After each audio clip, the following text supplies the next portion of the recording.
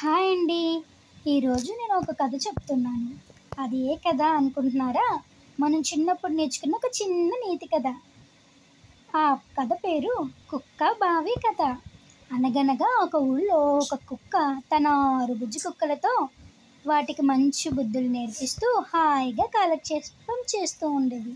ఒకరోజు తన పిల్లలతో ఊళ్ళో తిరుగుతుండగా ఒక బావి కనిపించి ఆ బావిని చూసి, మీరెవ్వరూ ఈ బావి దగ్గరికి వెళ్ళకండి, చాలా ప్రమాదం అని చెప్పింది. కుక్క పిల్లలు ఒకరోజు ఆడుతూ ఆడుతూ ఆ బావి దగ్గరికే వచ్చాయి.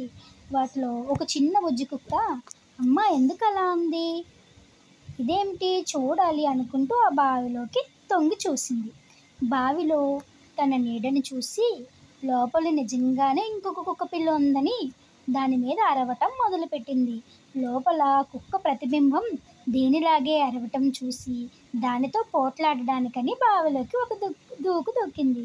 ఇంకేముంది, కుక్క నీళ్ళలో పడి కొట్టుకుంటూ పెద్దగా రక్షించండి అంటూ అరవడం మొదలుపెట్టింది. అలా ఆ దారినే వెళ్తున్న ఒక రైతు, అయ్యో కుక్క నీళ్ళలో పడిపోయిందే పాపం అని దాన్ని బయటకు తీసి రక్షించాడు. ఇందులో మీకు నీతి ఏంటో తెలుసా? పెద్దలు చెప్పిన మాటలు వినాలి, కావాలంటే ప్రశ్నించవచ్చు, కానీ ఎప్పుడూ ధిక్కరించకూడదు.